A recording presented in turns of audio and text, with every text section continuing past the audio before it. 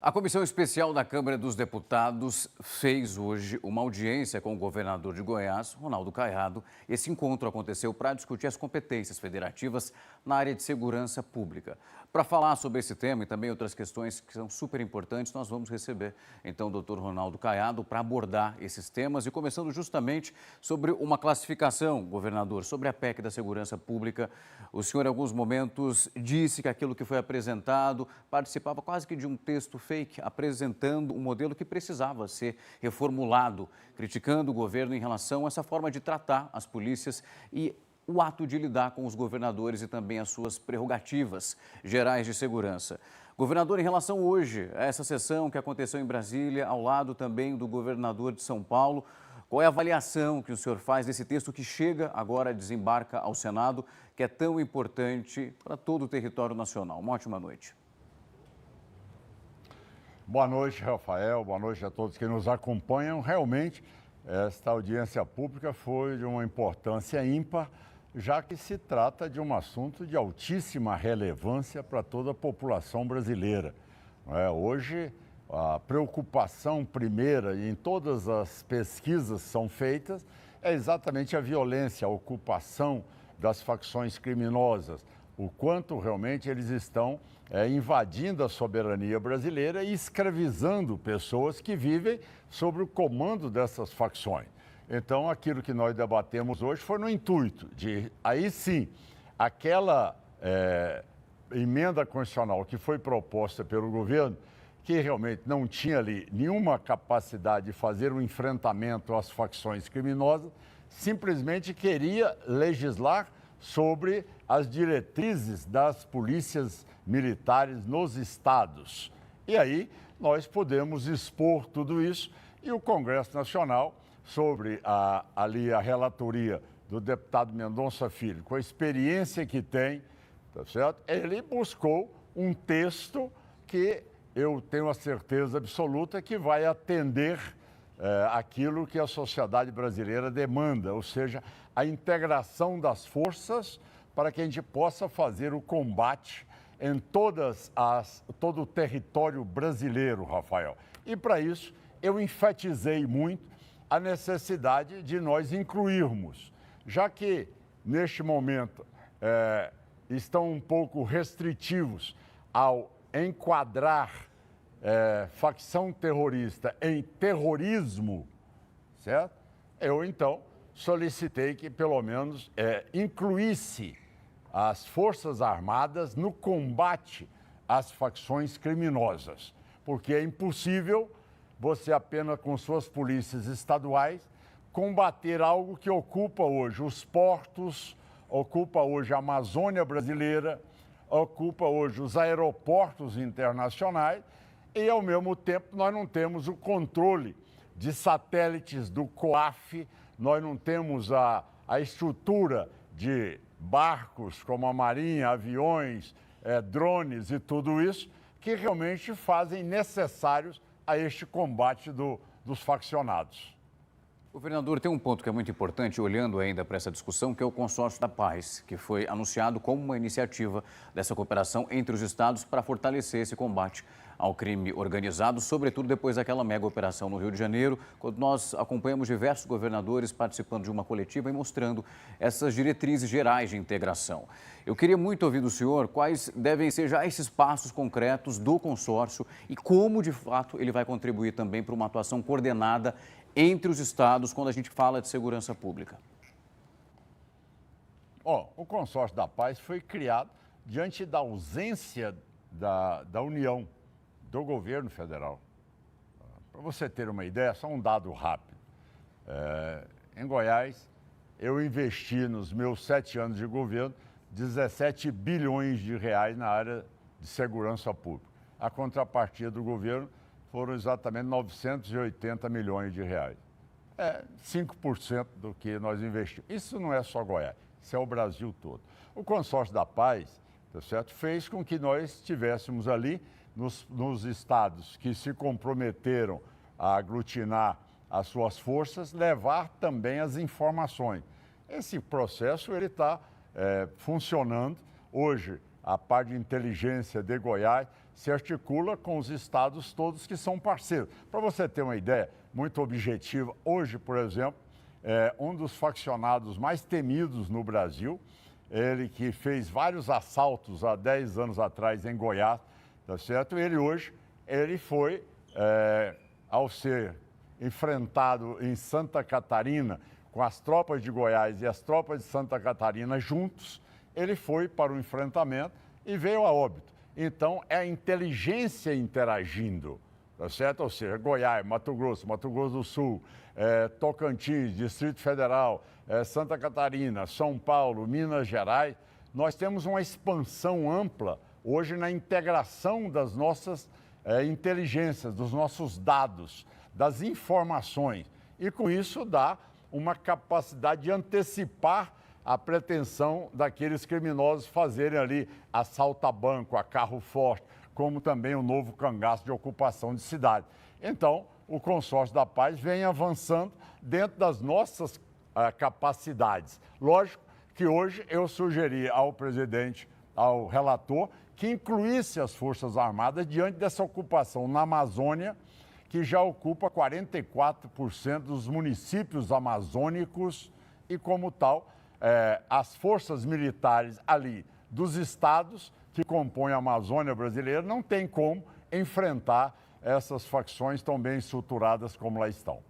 Governador, olhando para a sua experiência como político e também levando em conta justamente essa audiência que aconteceu hoje em Brasília, ali foi possível verificar esse termômetro da possibilidade de qualquer alteração em relação a esse texto, que agora, como abri essa entrevista dizendo, vai ser analisado pelo Senado e pela figura do relator. O senhor acredita que hoje foi possível verificar se essas demandas, elas têm uma intenção, elas serão atendidas, ou essa discussão ela pode ficar ainda mais abrangente e o texto modificado com mais força?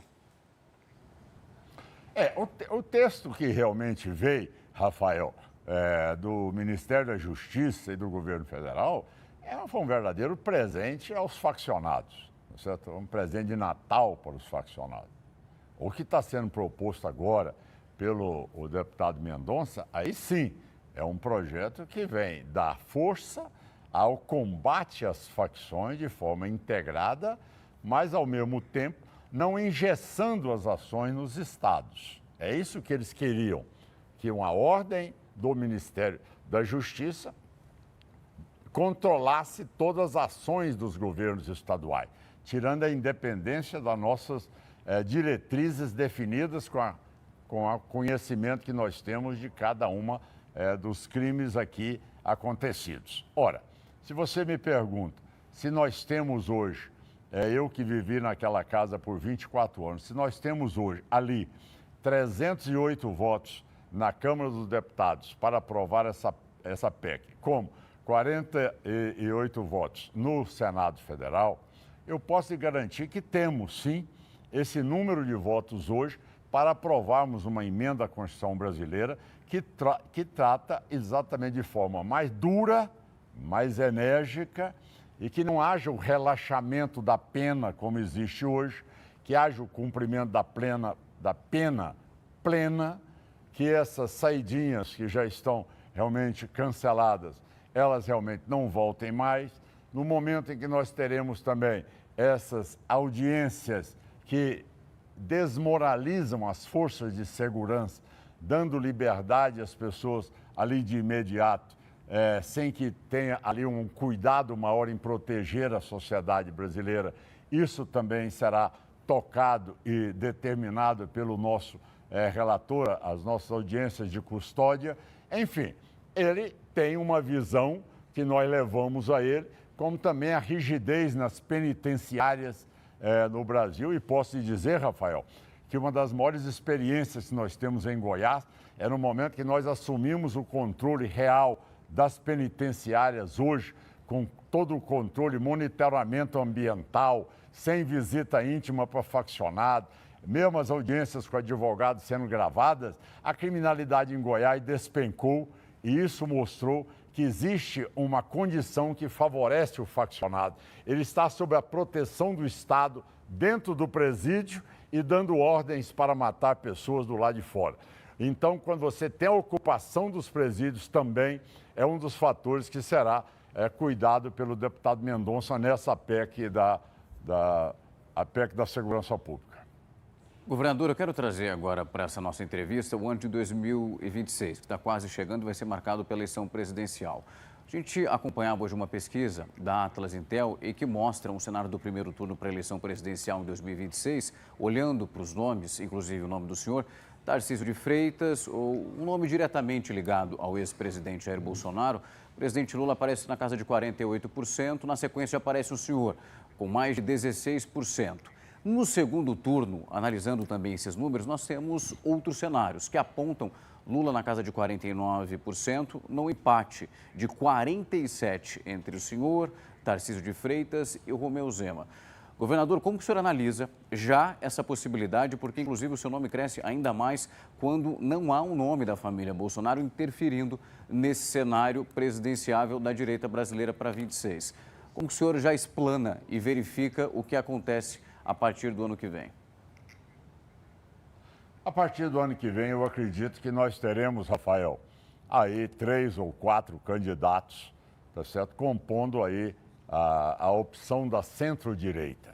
Essa é uma realidade que nós sabemos que, neste primeiro momento, um único candidato é aquilo que o PT deseja, é aquilo que o Lula deseja, ou seja, bombardear este candidato durante esses 11 meses até chegar às eleições, para tentar, junto a fake news, montagens e tudo mais, denegrir a imagem de um candidato. 3 candidatos, já que nós não teremos aí a figura do ex-presidente Bolsonaro, nós somos capazes de poder enfrentar este bombardeio e, ao mesmo tempo, alavancar os votos de acordo com o tamanho das nossas campanhas.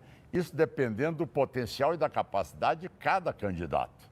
E aquele que chegar ao segundo turno terá o apoio dos demais. Isso é uma coisa que você sabe, que qualquer um que entende o mínimo da política sabe que os eleitores, todos nossos, migrarão para um único candidato, seja eu, seja qualquer outro, que venha para o segundo turno para derrotar o Lula. E tanto você vê que nessa mesma pesquisa, você vê que o grau de rejeição do presidente Lula continua ali acima de 50%. Então isso tira dele a chance de ser eleito. O que nós precisamos nessa hora é de eleger um presidente da República que tenha a coragem e a independência moral e o tamanho da cadeira da presidência da República. E que a caneta do presidente deixar claro que ela é mais forte do que qualquer fuzil de qualquer miliciano ou de qualquer faccionado. Então, este é a coragem que tem que ter o presidente para poder resgatar a soberania brasileira, levar paz à população e fazer o país crescer como nós fizemos em Goiás, numa aprovação que tem de 88% da população goiana e, ao mesmo tempo, o estado que mais cresce em todas as áreas do país. Governador, quando a gente olha, inclusive, esses registros do mês de outubro, nós chegamos num número muito pequeno em relação a homicídios da série histórica, olhando para Goiás. Nós temos 57 casos em todo o estado, hoje 86% dos municípios passaram um mês sem nenhuma ocorrência. Acho que isso reflete muito esse trabalho que o senhor vem desenvolvendo ao longo de toda a sua gestão. O senhor tem uma frase na última entrevista que nós fizemos, que era ou o bandido ele muda de cidade ou ele muda de profissão, porque no seu estado não ficaria. Isso parece apresentar um resultado muito claro, né? É lógico, junto com toda essa integração das polícias que nós temos um centro de controle, que é a FICO, que é a Força Integrada de Combate ao Crime Organizado, funcionando com Polícia Militar, Polícia Civil, Polícia Penal, Polícia Rodoviária Federal, Polícia Federal. Aqui em Goiás, a integração ela é completa. Também avançamos muito, Rafael, na parte da formação na área da inteligência, tá certo? São mais de 1.000 policiais hoje formados nessa área da inteligência, integrando com os batalhões operacionais e, ao mesmo tempo, também usando o que existe, já que Goiás passou a ser uma referência em inteligência artificial reconhecida mundialmente. Nós temos aqui o maior centro de excelência em inteligência artificial no Brasil, já com vários softwares desenvolvidos e startups também. E agora desenvolvemos um que será apresentado a toda a população goiana, que se ocupou da toda aquela região do entorno de Brasília, já está toda comandada por software hoje, que é capaz de poder ter um controle real daquela região, como também um BI desenvolvido dentro das nossas penitenciárias, que serve de referência para o Brasil todo. E agora nós estamos, a partir deste mês, ocupando toda a região da região metropolitana de Goiânia, que é Goiânia mais 17 cidades. Isto aí ampliando a inteligência artificial também no combate à criminalidade e cada vez evoluindo para melhores resultados. Tanto é que Goiás passou a ser referência e hoje mesmo são vários sites aí mostrando que o fluxo daqueles mercados de alto custo hoje migram para a cidade de Goiânia e para as nossas cidades de Goiás devido à segurança pública, ao seguro mais barato de carros que existe no país, seguro de carga também é o mais barato que tem, enfim, tudo isso levando o desenvolvimento do estado de Goiás, ocupando hoje um lugar de referência no cenário nacional. Governador, eu queria muito agradecer o tempo e a sua disponibilidade para vir aqui conversar com a gente. Sei que passou por um episódio de saúde recente, desejo melhoras, mas estou vendo que já está 110%. Muito obrigado por falar com a gente. Eu que agradeço, Rafael, essa oportunidade ímpar e pode ter certeza que eu lhe farei uma visita aí, estando aí em São Paulo. Muito obrigado aí e já estou aí me recuperando dessa intervenção sofrida. Muito obrigado. Até a próxima, governador. Até mais. Tchau, tchau.